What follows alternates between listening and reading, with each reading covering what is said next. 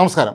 പാകിസ്ഥാൻ്റെ ആയുധ ശേഷിയെക്കുറിച്ച് ഇന്ത്യക്കാർക്ക് പ്രത്യേകിച്ച് പറഞ്ഞു തരേണ്ട കാര്യമൊന്നുമില്ല. കാരണം എന്നൊക്കെ ഇന്ത്യയുമായി യുദ്ധം ചെയ്യാൻ വന്നിട്ടുണ്ടോ അന്നൊക്കെ പാകിസ്ഥാൻ്റെ സൈന്യത്തെ തകർത്ത് തരിപ്പണമാക്കിയാണ് ഇന്ത്യ വിട്ടിട്ടുള്ളത്. ഏറ്റവും ഒടുവിലായി നടന്ന ഓപ്പറേഷൻ സിന്ദൂറിൽ പോലും അവർ ഇന്ത്യക്കെതിരെ മിസൈലുകളും ഡ്രോണുകളും ഒക്കെ അയച്ചപ്പോൾ എത്ര പെട്ടെന്നാണ് ഇന്ത്യ അവയെല്ലാം തന്നെ തകർത്ത് തള്ളിയിട്ട് പകരം അവരുടെ വ്യോമസേനാ താവളങ്ങളും മറ്റും തകർത്തത് എന്നുള്ള കാര്യം നമ്മൾ പ്രത്യേകിച്ച് ആരും പറഞ്ഞു തരേണ്ട കാര്യമില്ല. ഏറ്റവും ഒടുവിലായി ഇപ്പോൾ പുറത്തു വരുന്ന വാർത്ത പാകിസ്ഥാനെ മാനം കെടുത്തുന്നതാണ്. പാകിസ്ഥാൻ ദരിദ്ര രാജ്യമൊക്കെ ആണെങ്കിലും ചെറിയ തോതിൽ ആയുധങ്ങളൊക്കെ തന്നെ മറ്റു രാജ്യങ്ങളിലേക്ക് കയറ്റുമതി ചെയ്യാറുണ്ട്. അതും സാമ്പത്തിക ശേഷി സാധാരണ കുറഞ്ഞ രാജ്യങ്ങളാണ് പാകിസ്ഥാനിൽ നിന്ന് ആയുധങ്ങൾ വാങ്ങുന്നത്. കാരണം ഇതിന് ഗുണനിലവാരം അല്പം കുറവാണെങ്കിലും വിലയും കുറവാണ് എന്നുള്ളത് കൊണ്ട് തന്നെയായിരിക്കാം ഇവരെല്ലാം ഇവിടെ നിന്ന് ആയുധം വാങ്ങുന്നത്. അസർബൈജാനാണ് ഏറ്റവും ഒടുവിലായി പാകിസ്ഥാനിൽ നിന്ന് ആയുധം വാങ്ങി പണി കിട്ടിയിരിക്കുന്നത്. പാകിസ്ഥാനിൽ നിന്ന് വാങ്ങിയ ആയുധങ്ങൾ ഉപയോഗിച്ചാണ് അസർബൈജാൻ അവരുടെ ശത്രുക്കളായ അർമീനിയയെ നേരിട്ടത്. ഏതായാലും അർമേനിയയ്ക്ക് നേരെ പാകിസ്ഥാനിൽ നിന്ന് വാങ്ങിയ ആയുധങ്ങളുമായി ആക്രമണം നടത്താനെത്തിയ അസർബൈജാനിലെ സൈന്യം ഞെട്ടിപ്പോയത് ഈ ആയുധങ്ങളുടെ കാര്യക്ഷമത ഇല്ലായ്മ കണ്ടുകൊണ്ടാണ്. പതിറ്റാണ്ടുകൾക്ക് മുമ്പ് എപ്പോഴോ നിർമ്മിച്ച തുരുമ്പെടുത്ത ആയുധങ്ങളാണ് പാകിസ്ഥാൻ അസർബൈജാന് നൽകിയത്.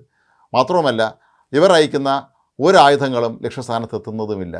ഇതെല്ലാം കണ്ട് അസർബൈജാന് ഒരു കാര്യം മനസ്സിലായി, ഈ പാകിസ്ഥാനിൽ നിന്ന് ആയുധങ്ങൾ വാങ്ങുന്നത് അബദ്ധമാണ്. കാരണം യാതൊരു ഗുണനിലവാരവും ഇല്ലാത്ത ആയുധങ്ങൾ തന്നെയാണ് അവിടെ നിന്ന് തങ്ങൾ വാങ്ങേണ്ടി വന്നത് എന്നുള്ള സത്യം അവർ മനസ്സിലാക്കിയിട്ടുണ്ട്.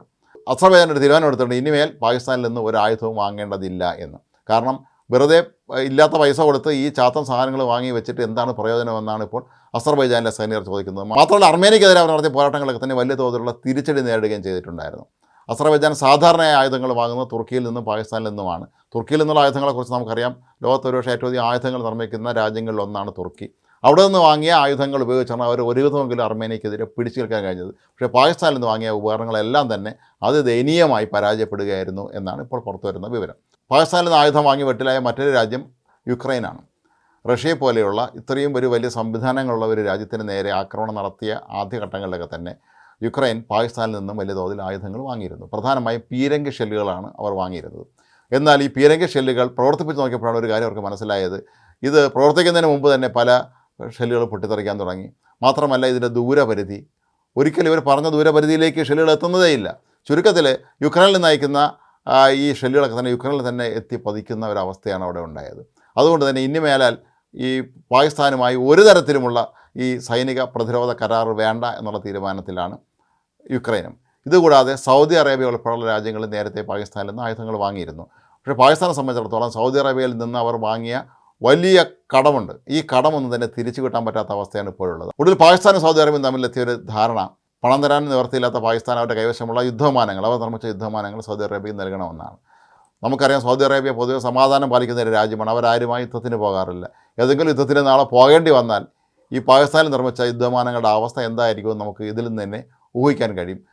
സൗദി അറേബ്യ ആകട്ടെ ഇപ്പോൾ ഏറ്റവും അധികം ആയുധങ്ങൾ വാങ്ങുന്നത് ഇന്ത്യയിൽ നിന്നാണ്. ഇന്ത്യയിലെ നമ്മുടെ പ്രതിരോധ വകുപ്പ് നിർമ്മിക്കുന്ന പ്രതിരോധ വസ്തുക്കൾ, ആയുധങ്ങളാണെങ്കിലും അതുപോലെ വിമാനങ്ങളാണെങ്കിലും എല്ലാം തന്നെ ഇപ്പോൾ ഇന്ത്യയിൽ നിന്ന് വാങ്ങാനാണ് അവർ താല്പര്യപ്പെടുന്നത്. കാരണം ഏറ്റവും ലോകോത്തര നിലവാരം പുലർത്തുന്ന ആയുധങ്ങൾ തന്നെയാണ്, അല്ലെങ്കിൽ യുദ്ധവിമാനങ്ങളാണ് ഇന്ത്യ നിർമ്മിക്കുന്നത് എന്നുള്ളത് കൊണ്ട് തന്നെയാണ് അവർ ഇപ്പോൾ ഇന്ത്യയെ അവരുടെ പ്രധാന വിപണിയായി കാണുന്നത്. ഏതായാലും പാകിസ്ഥാൻ ഇങ്ങനെ പോവുകയാണെങ്കിൽ ഇത് എവിടെ ചെന്ന് നിൽക്കും എന്നാണ് ഇപ്പോൾ പലരും ചോദിക്കുന്നത്. കാരണം ആ രാജ്യത്ത് ദാരിദ്ര്യവും പട്ടിണിയും അങ്ങേ അറ്റമാണ്. പക്ഷേ അവിടുത്തെ സൈനിക മേധാവി അസീം മുനീറിനെ സംബന്ധിച്ചിടത്തോളം പരമാവധി ആയുധങ്ങൾ വാങ്ങിക്കൂട്ടുക, അമേരിക്കയെ സന്തോഷിപ്പിക്കുക തുടങ്ങിയതാണ് അദ്ദേഹത്തിൻ്റെ ലക്ഷ്യങ്ങൾ.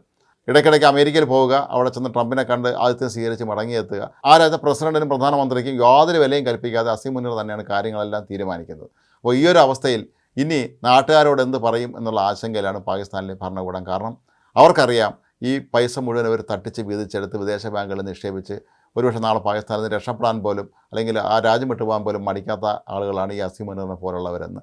പക്ഷേ ഇവരിൽ നിന്ന് ആയുധം വാങ്ങിയ രാജ്യങ്ങളാണ് ഇപ്പോൾ ശരിക്കും വെട്ടിലായിരിക്കുന്നത്.